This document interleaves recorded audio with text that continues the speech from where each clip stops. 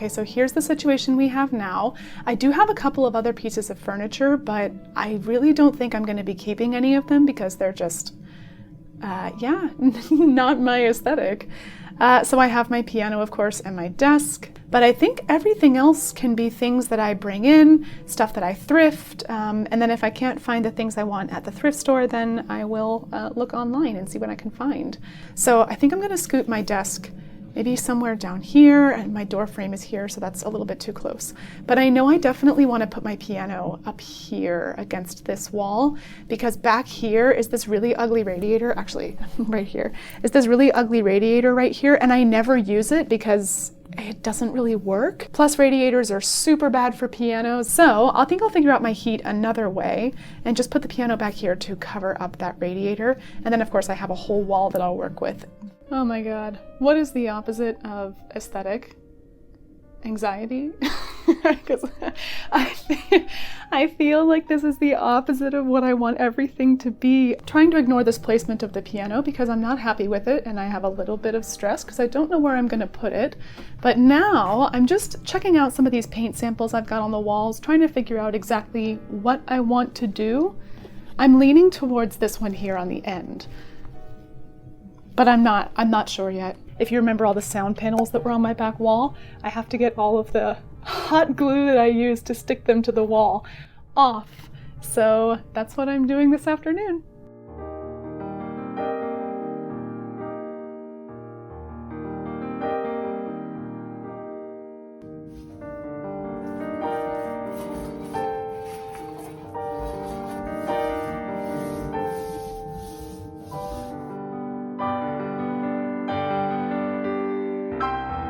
All right, the priming is done. Yay! The next step is going to be adding all of these that I've bought here to the wall in those kind of border things. I'll put some pictures here. Something that I've noticed about the Regency style is they definitely have wainscoting all along the back on the bottoms of their walls. So I'm gonna put that in, but I've noticed that the bottom part is always lighter than the top part, which is different than what we do now. So yeah, so now it's time to put these along the wall.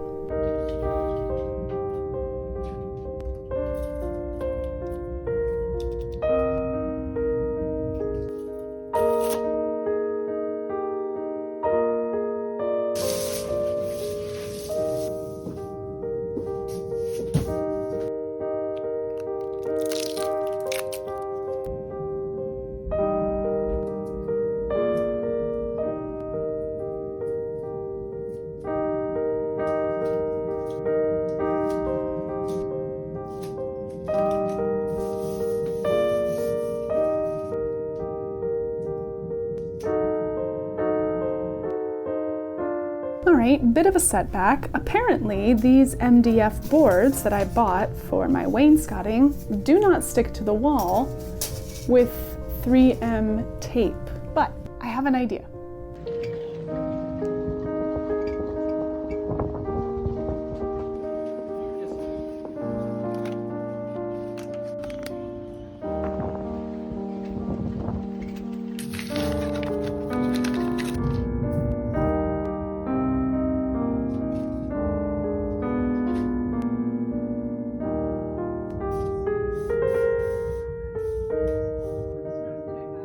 Holy moly, I severely underestimated how long this was gonna take. It has taken me an hour and a half, almost 2 hours, to get only these 3 panels done.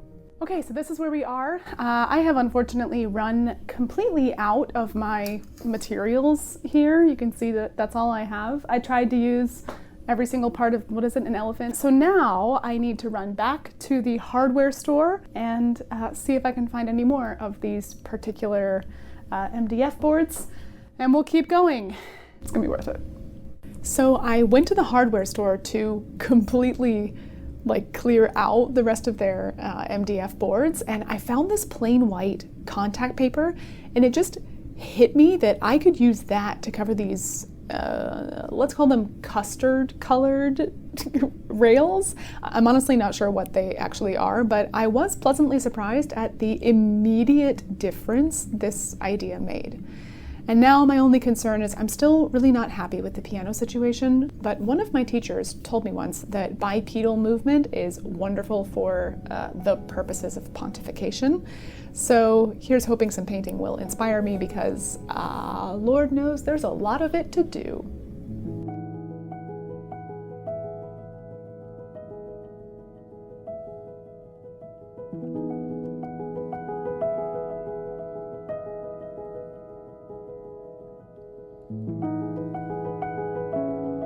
I have just experimented with putting down some what looks like wood floor, but actually it's just this stuff here. It's literally contact paper. I did not think this would work, but like here, I'm gonna go like scuff it up a little bit. Look.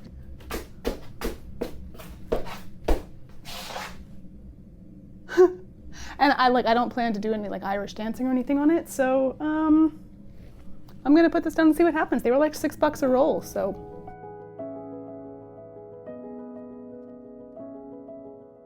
I have to say, I kind of love it. The fake wood looks so much better than the construction base that was there before, and I'm also absolutely sold on this piano placement. I feel like it kind of creates the illusion of a baby grand, you know? And on that note, my body hurts, so good night.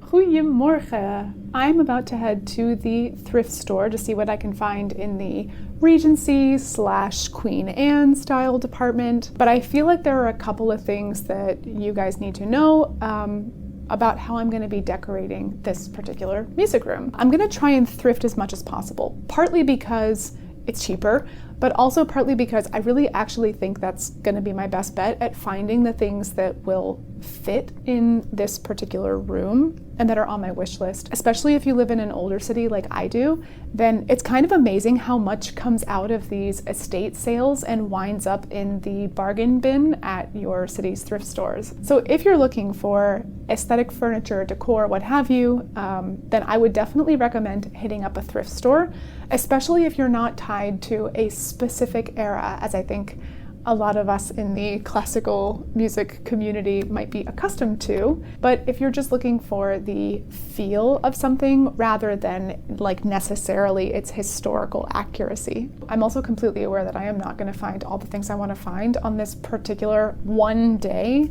Like if I don't find the perfect candle holders or something, then that's not the end of the world. I feel like those things will come with time, and I don't mind waiting for them because that just gives me more time to enjoy the things that I do find now.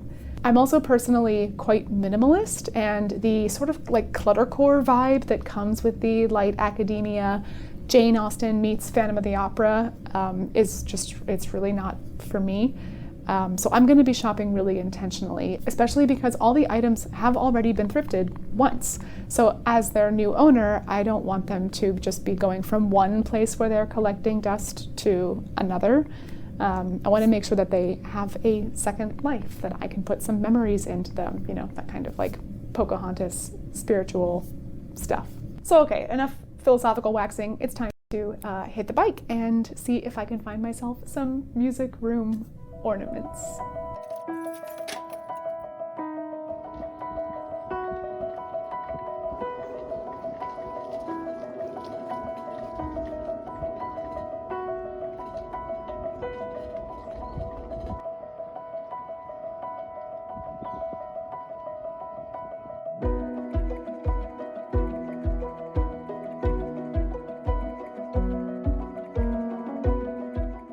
Something else I have to keep in mind is how these pieces look on camera.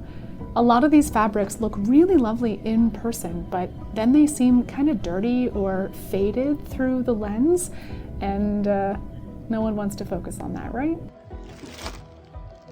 I'm still in search of a rug. I want something round to break up the boxiness of the room while simultaneously providing some much needed soundproofing for my poor neighbors, but I also don't want it to look too modern.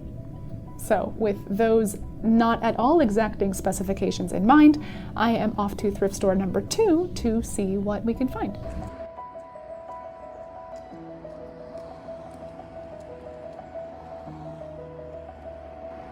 I am back and I found some great stuff. Besides the giant table and the even more giant picture frame, I also found this beautiful wall sconce. And then right next to it was a giant candelabra that was like making every single one of my Angel of Music dreams come true. So they both definitely came home with me. And now I just need to give them both the same little antique gold spray paint treatment, and they will be ready for their new home. And then while I was out, I stopped into this secondhand bookstore, as one does, and I found this absolutely beautiful, tiny little collection of Heine poetry. Heinrich Heine was a German poet in the 19th century, and he was set by a lot of composers, but like most notably Schumann and Schubert and Mendelssohn. And I just couldn't let it go. It's so cute and tiny, and I am the personification of Instagram poetry trash. So this will be going on my table along with my collection of Shakespeare sonnets. Also, when I got home, this was waiting for me.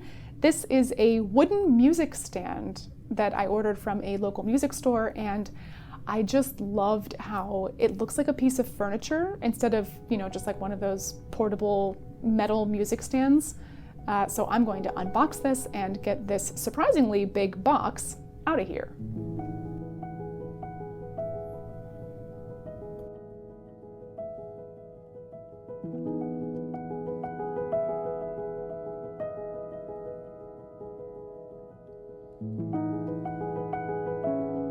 I kind of forgot about this piano stool that my mom brought over from a relative of mine who sadly passed away a couple of months ago. But in her basement, they found this beautiful antique piano stool, and also, randomly enough, a Saxony spinning wheel that I'm currently restoring, and that's a different project. It won't be in this room. But this piano stool is absolutely beautiful, and it weighs approximately 50 pounds, so getting it here on a bike was no joke. I also got this beautiful package yesterday that hopefully contains my new metronome. I've been using the digital metronome that comes with Fourscore, but pulling out my iPad while I'm doing analog work with bound music and a pencil just feels a little bit too 21st century sometimes. Plus I think they're the perfect combination of useful and decorative. So let's get this little guy unboxed.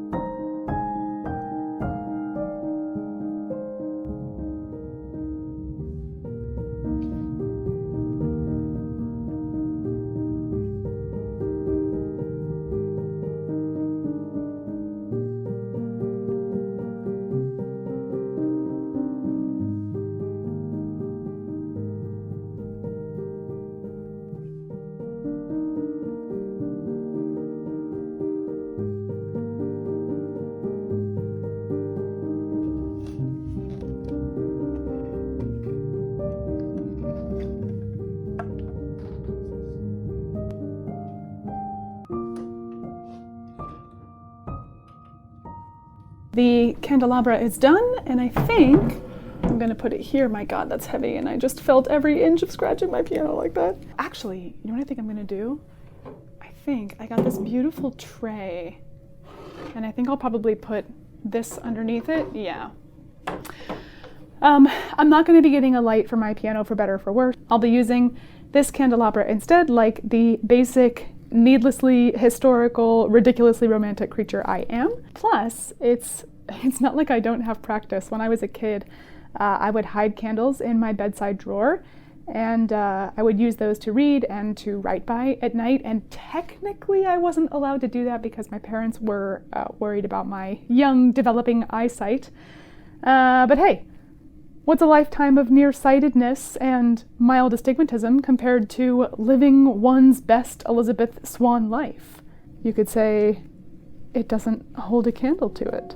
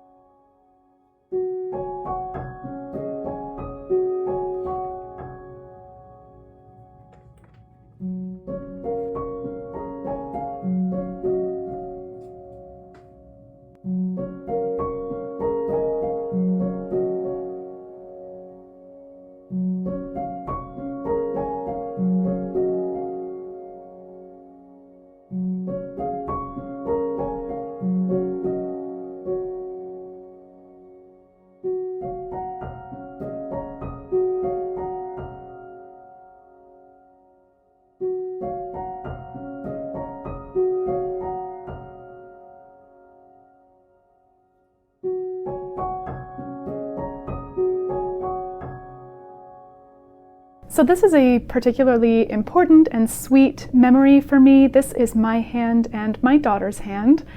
This was a Christmas gift from my sister last year, and my daughter and I put our hand into a bucket together, holding them like this, and then filled it with clay afterwards, and it came out in this beautiful white mold that looks like a little statue. And I will just keep this here to remember what her little 5-year-old hand felt like forever.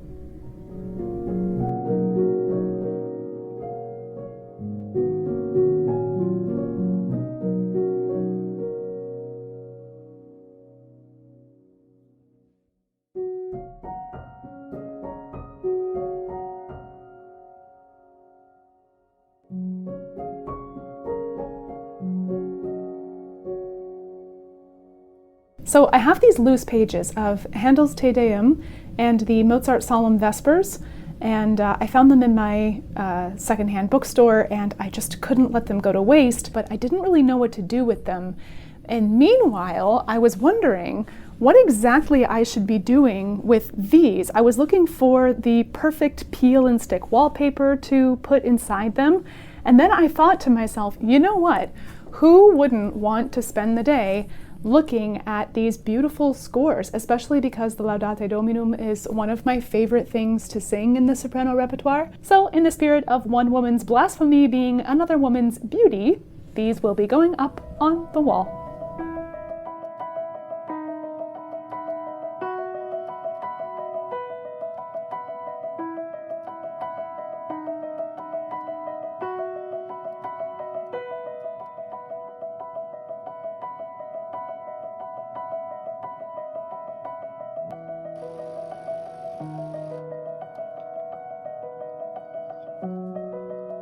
Good morning. So I have been trolling through Facebook Marketplace this morning, and I found this absolutely beautiful antique brocante sort of mirror. So I put in an offer for that and they accepted. So I will be going to pick that up. I'm hoping that today I can get the sound panels up on the back wall and hopefully start some decorating now that most of the pieces are in the space. I am so worried. Oh my gosh. The most wind, concrete, cobblestones, holy cow. That was harrowing. The mirror is beautiful. Like, look at this. But I just had so much wind, and like my skirt was blowing up, inappropriately up. The mirror was bouncing over all the cobblestones, and it was just, I was convinced it was gonna just shatter in the bike, but it didn't. And so now I think that I'm going to put it on this wall behind me. So yeah, we'll get it up on the wall. So this is one of those things I haven't found yet and will wait patiently for, an electric fireplace. I am quite sure as winter approaches, they'll start popping up on Facebook Marketplace, and I will be there biding my time, saving my cookies, monitoring my notifications. But for now, we can just imagine this mirror over a lovely, roaring, Baroque-inspired fireplace. I also haven't had any luck yet in the chair department, but I know I wanted to go right here next to the piano. So I will continue looking into all the thrift stores in my area, and hopefully something will come up soon. But okay, now let's get these sound panels up. That was unnecessarily dramatic. I absolutely scored at the thrift store today. I just decided to stop in on my way to the office. I wasn't expecting to find anything, and then I found this absolutely beautiful, perfect chair, and I could not believe it was only €35. Didn't even try to haggle that price. I just said, yep, you are coming home with me, and I love it. So now that everything is unboxed and off the floor for the most part, the only thing left to put away here are my scores and my books. Now, you might be thinking to yourself, Kate, you are very obviously the kind of person who has enough books to fill the Beast's castle library, and 3 years ago, you would have been correct about that. But between downsizing to move across the Atlantic 3 years ago and also donating 98% of my music books after hemorrhaging my left vocal cord, and I was convinced I would never sing again, I aspire to such levels of continued histrionics. I now only have a very, very small collection of maybe 20 scores and a few other books that I have repurchased. And actually, I kind of really like that because I'm a very different kind of musician than I was when I was in school 10 years ago. Starting over with scores and books now feels truer to what I'm interested in. You know, I'm the one who's curating now and not my teachers. And that's kind of cool.